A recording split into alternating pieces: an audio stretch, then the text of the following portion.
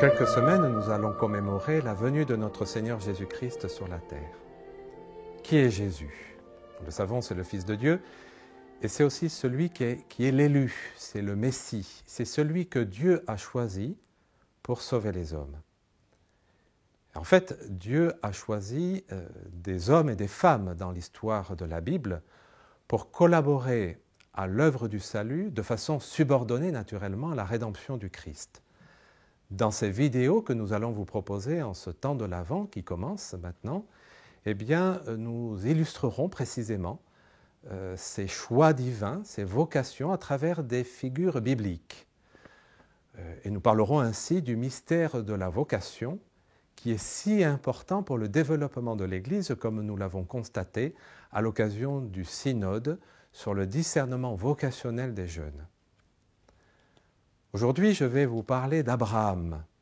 Abraham était un homme d'origine chaldéenne, c'est-à-dire qu'il était originaire de ce que l'on appelle aujourd'hui l'Irak. Et un jour, eh bien, Dieu se manifeste à lui, il lui parle. La Genèse dit,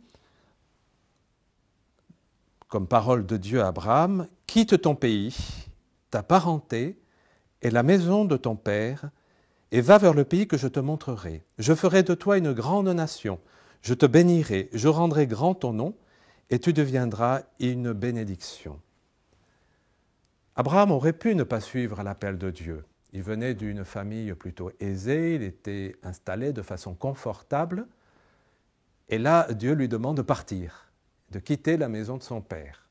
Et il a fait. Il a obéi, et il a obéi dans la foi.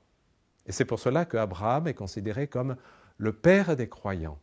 Et l'histoire de sa vie nous montre, et c'est un point que je voudrais souligner, à quel point Abraham a cru aux promesses de Dieu et même contre toute espérance, comme le dit saint Paul.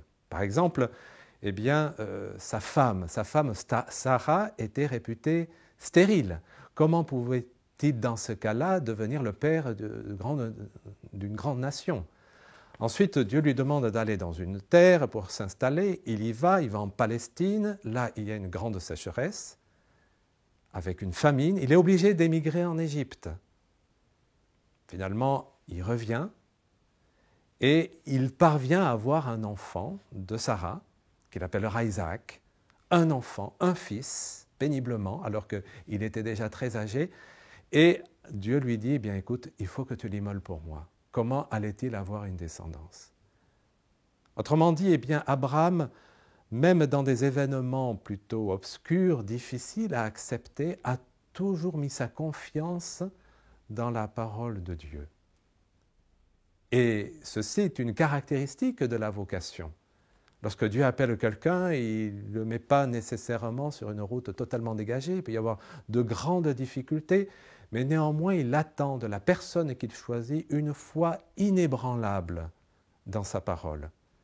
Et c'est pour cela donc qu'Abraham était un modèle pour des générations et des générations de Juifs et ensuite de chrétiens. Et c'est ce que nous pouvons demander pour chacun d'entre nous et peut-être aussi pour les prêtres, eh bien que nous ayons une confiance inébranlable dans la parole de Dieu.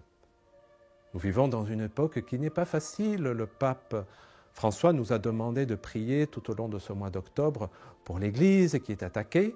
Il a demandé à ce que l'on prie chaque jour du mois d'octobre, le chapelet en particulier, afin que nous ayons vraiment cette foi dans l'intervention de Dieu en faveur de son Église.